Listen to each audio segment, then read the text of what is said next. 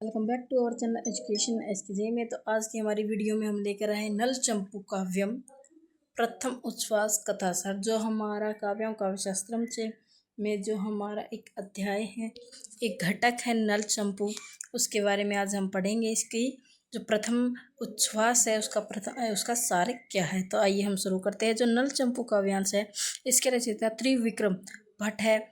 इस काव्य का दूसरा नाम क्या है? दमयंती कथा। ठीक है, इसे भाई माना भी जाता है। यह महाभारत के नव पर्व पर आए नलोपाख्यान के आधार पर लिखा गया है नल चंपू काव्यम। इसमें नल दमयंती के प्रणय कथा निबंध है। नल चंपू काव्यम की संपूर्ण कथा सात उच्छ्वासों में विभक्त है।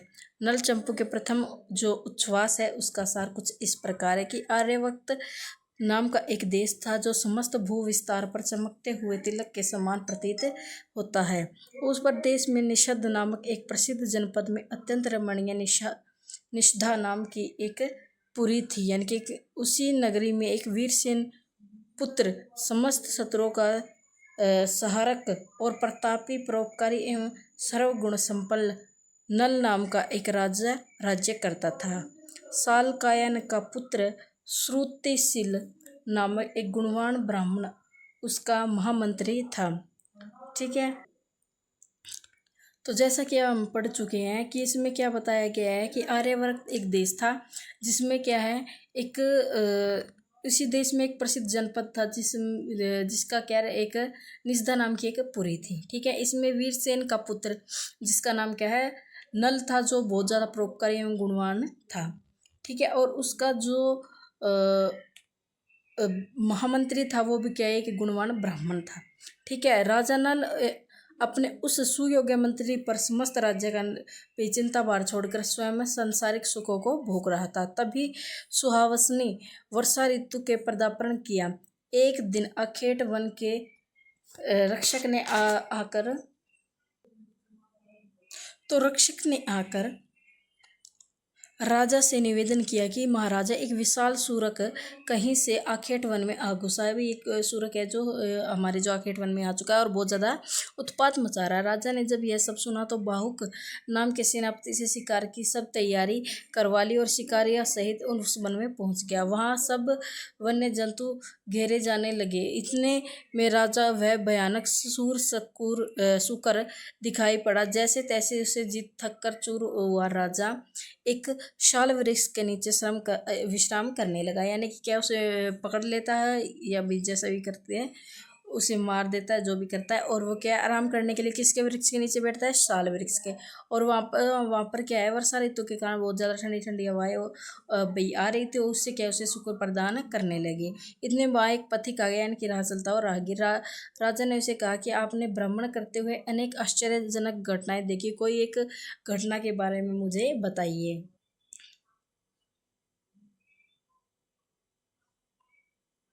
तभी क्या, राजा के आग्रह करने पर पथिक ने सुनाना आरंभ किया कि दक्षिण दिशा में मुख का तिलकभूत विसर्भ नामक एक सुंदर देश है। वहां पर क्या है, प्राकृतिक सुंदरता अद्भुत है और मृग नयनी रसिकाएं स्त्रियों की वह निधि है। यानी कि उसने क्या कहा कि दक्षिण की ओर क्या है कि तिलकभूत विसर्भ नामक की एक सुंदर नगरी, वहां पर बहुत ज़्यादा सुंदर वहां पर प्राकृतिक के साथ क्या है, सुंदर स्त्रियां भी हैं।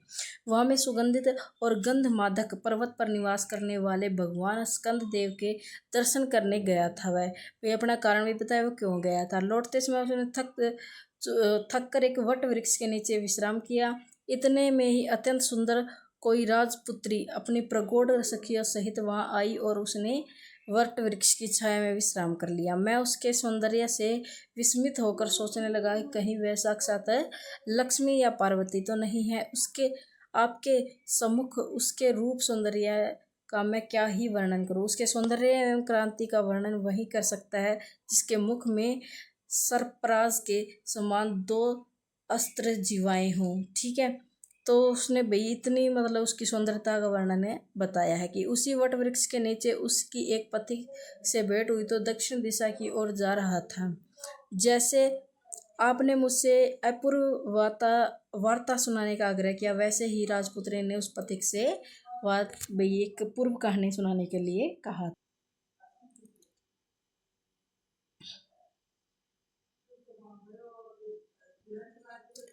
तो आगे क्या हुआ भाई, सुनाने का आग्रह किया तो वैसे ही राजपुत्री ने उसे पथिक से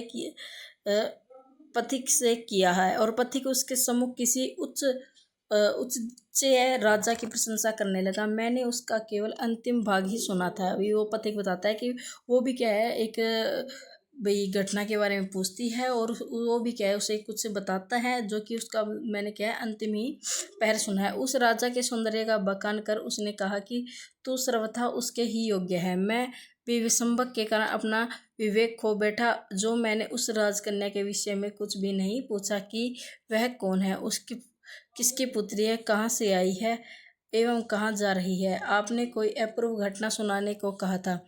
तो भाई राजा पूछने लगा, भाई वो इतनी सुंदर कन्या या किसकी राजपुत्री, कौन से राज्य की है। तो वो भी क्या कहता है कि आपने तो मेरे को केवल क्या है एक कहानी सुनाने के लिए कहा था, न कि उस कन्या के बारे में बताने के लिए। मैंने अपना क्या है जो वह कहता है कि मैंने अपनी कहानी सुना दी है। मेरा उस दिशा से मैं उस कन्या को देखकर तथा इस देश में आपको देखकर क्या मेरा जन्म सफल हो गया। अब मुझे अपने देश जाने की अनुमति दीजिए। यानी कि वो आगे की कोई बात नहीं बताता। पथिक के मुख से यह वृत्तांत सुनकर राजा क्या उस कन्या के प्रति अनुरक्त होने लगा, और राजा सोचने लगा कि आश्चर्य की बात है कि मैंने उसे उस राजपुत्री का रूप वैभव नहीं देखा, तो भी वो क्या है लोहे जैसा,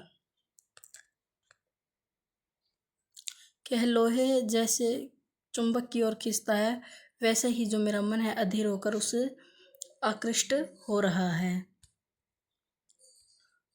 अंततः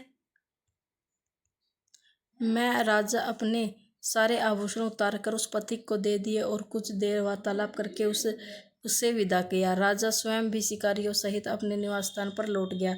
तब से लेकर राजा का मन उस राजपुत्री दमयंती के लिए उत्सुक रहने लगा। इस प्रकार राजा नल द्वारा पुनरपि पथिकों से उनका वृत्तांत पूछते हुए और शिवजी के चरण सरोजों की वंदना करते हुए वर्षा ऋतु के दिन व्यतीत होने लगे। ये क्या था, नल चंपू का प्रथम सर्ग था। यानी कि नल चंपू का ही क्या था, सार था, और ये दमयंती का एक पार्ट था। ठीक है, अगर वीडियो पसंद आई तो वीडियो को लाइक और चैनल को सब्सक्राइब जरूर कर जाना।